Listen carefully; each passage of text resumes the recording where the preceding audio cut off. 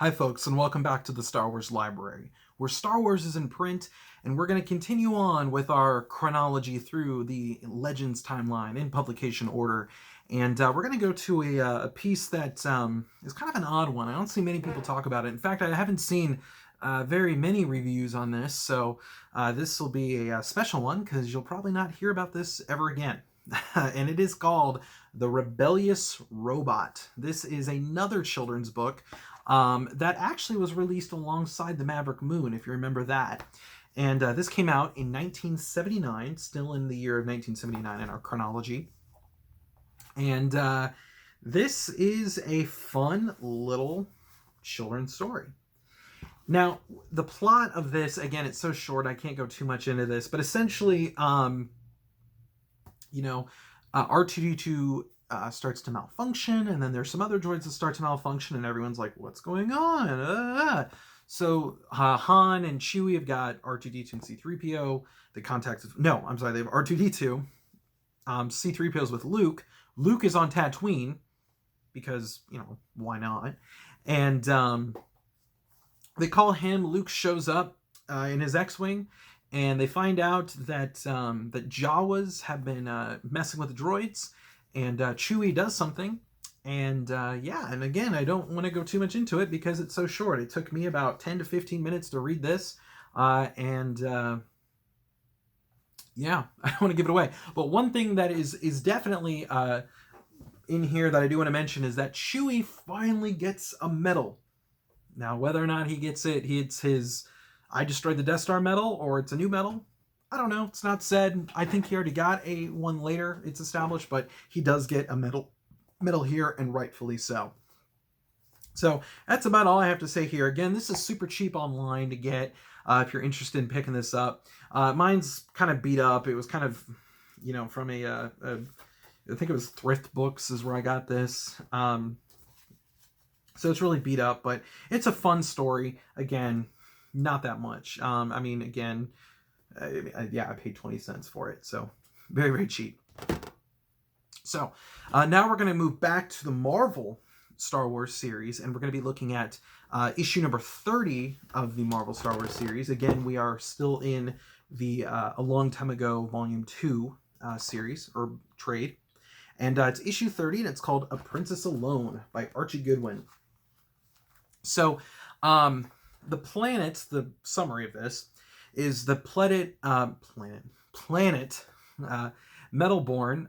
It's actually a future side of the Clone Wars, which is kind of cool. It's under Imperial control, and it's, massively under Imperial control. The people there get a lot of propaganda, so it's a dictatorship in a way. They have the Imperials have an extreme presence there.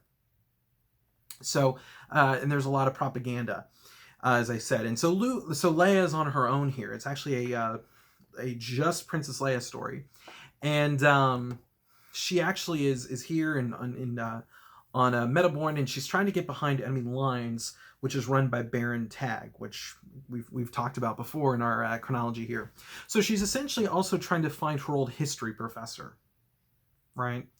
And he believes that his name's Arn, and he believes this propaganda that Alderaan, or this Imperial propaganda, that Alderaan was not destroyed by the Death Star. It was actually destroyed by a meteor shower.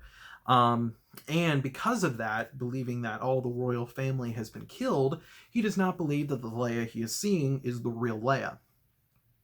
So Leia then has to go and convince this person. In fact, there's kind of a subplot here about this little girl, and so Leia gets away, and it's a big push to shove in the message of hope.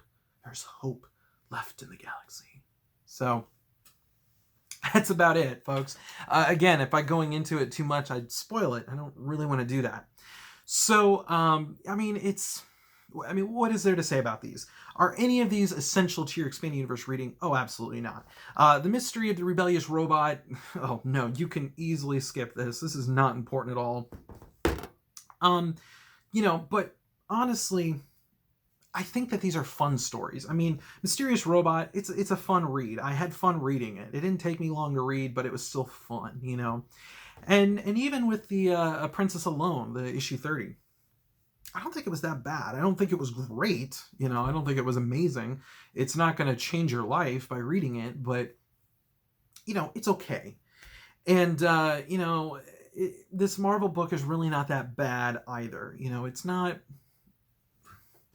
great, it's not bad, but it's definitely not needed for you to understand anything that's going to come up in the expanded universe later on, and certainly nothing that you're going to need to know when it comes to the expanded universe if you're just reading the Marvel books. So both of these can be skipped, but hey, if you want to read them, check them out. But they definitely are not essential to the overall expanded universe reading or just the Marvel series. So that's about all the time I have for this week, folks. Thank you so much for tuning in, and I will see you next time with another episode of the Star Wars Library.